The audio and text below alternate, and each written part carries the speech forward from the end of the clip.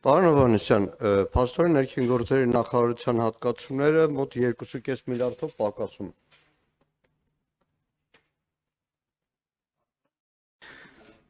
Գիտեք ինչի եմ Միկրոֆոնով պատասխանեք, խնդրում Գիտեք ինչի եմ հարցնում, որովհետև մոտ 2 ամիս առաջ ձեր կողմից, հետո Նիկոլ Փաշինյանի կողմից պոմպեզ ազդարարում եղավ, որ պաշտպանության նախարարության բյուջեն 2025-ին կրճատվելու է։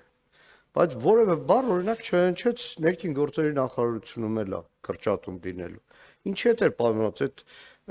այսպես ասեմ, Ադրբեջանին դուր գալու այդ ամեն ինչի մեջ վայ տեսեք պաշտպանական ծախսերը կրճատում ենք, իսկ ոստիկանության մասին ընդհանրապես լուր մնացիք։ Այսինքն եթե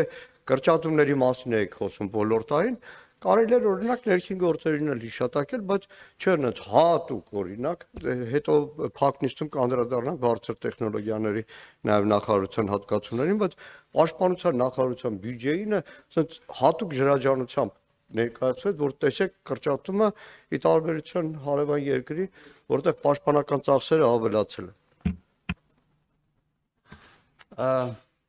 Պարոն Մանուկյան, ես վստահ եմ, որ դուք երբ որ որևէ նորություն լսում եք, կոնտեքստից կտրված չեք լսում եւ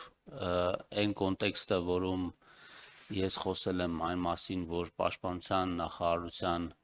ծախսերը կրճատվում էր, վերաբերվում էր միջազգային ռեյտինգային կազմակերպությունների կողմից օգոստոսի 8-ից հետո հնչած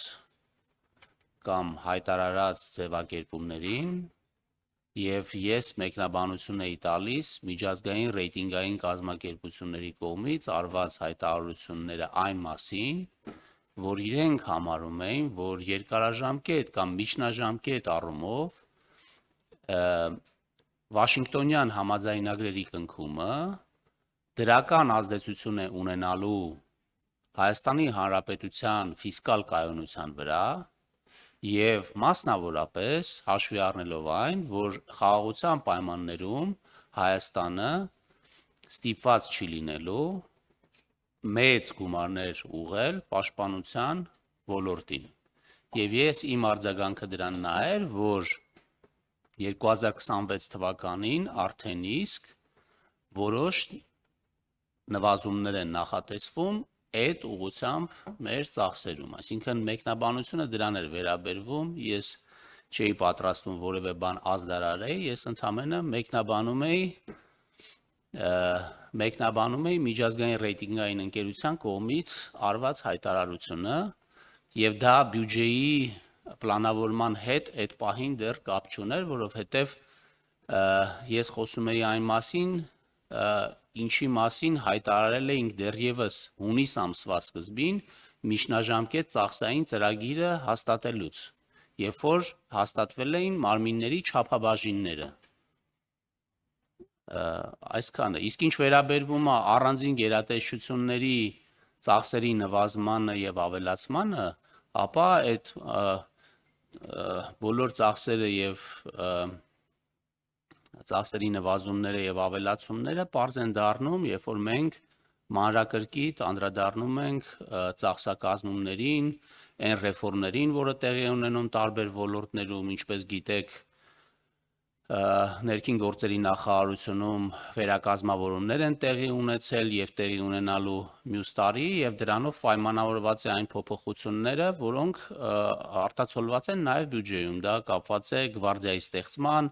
տարբեր սորաբաժանումների լուծարման գործընթացների հետ, որի բնականաբար, ինչպես ասեցի, նախարարը վստահ եմ մանրամասն ձևով կներկայացնի։ Պարոն Հովհաննիսյան, պարսիկները մի խոսք ունեն, ասում են հալվա ասելով բերանը չի քաղցրանում։ Ինչքան է օգոստոսի 8 ասենք, բայց օրինակ շաբաթ օրը եղել եմ Գորիսի տարածաշրջանում, նույն առաջնագիծն է, նույն մարտական հերթապահությունը, դեռ ավելին միշտ կահավորման անհրաժեշտություն ունեցող։ Այսինքն այնպես չի, որ օգոստոսի 8-ից հետո այդ դիրքերը չկան եւ միջազգային կազմակերպությունը չգիտեմ ինչ են աշխատում, բայց իրականությունը այլ է, անցնում է ջերմուկով տեսնում ես օկուպացված տարածքներ, նույնը Տավուշ եւ այլն եւ այլն։ Եվ այստեղ մի հատ ուրիշ հանգամանք էլ կա, իհարկե ԱԱՑ-ի ժամանակ ավելի մանրամասն կանդրադառնանք, օրինակ ԱԱՑ-ի, որ նաեւ սահմանապահ զորքերն է, կապիտալ շինարարության ծավալները ի տարբերություն նախորդ տարվա այս տարի 2025 թվականի համար ավելի քիչ են նախատեսված։ Տրամաբանությունը իշխանության, որ այ տեսեք սահմանագծման, սահմանազատման աշխատանքը հզոր թափով առաջ է գնում, ենթադրում է, որ սահմանապահ ուղեկալների եւ այլնի զորանոցների համար շատ ավելի մեծ գումարներ են ներդրվելու, որովհետեւ շատ ավելի մեծ խնդիրներ են ունենալու սահմանապահ զորքերը, բայց ոնց որ թե այդպես չէ։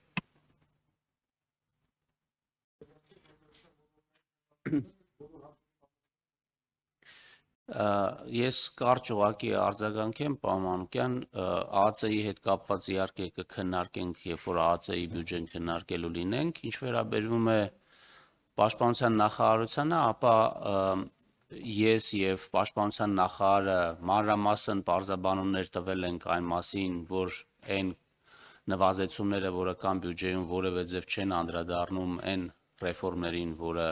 մենք իրականացնում ենք եւ վերազինման աշխատանքներին, դա պայմանավորված էր նրանով, որ մեր գնումների եւ կապիտալ ծախսերի իրականացումը որոշակի տրամաբանություն ունի, մի տարում չի իրականացվում եւ մենք որոշում ենք կայացրել ապագա ծախսերը առաջ բերել եւ իրականացնել 2025 թվականին եւ մենք 26 թվականից վերադառնում ենք մեր նախագծված հետագծին ծախսերի առումով, բայց իհարկե Պաշտպանության նախարարության քննարկման ժամանակ այս հարցերը շատ մանրամասն կխոսենք։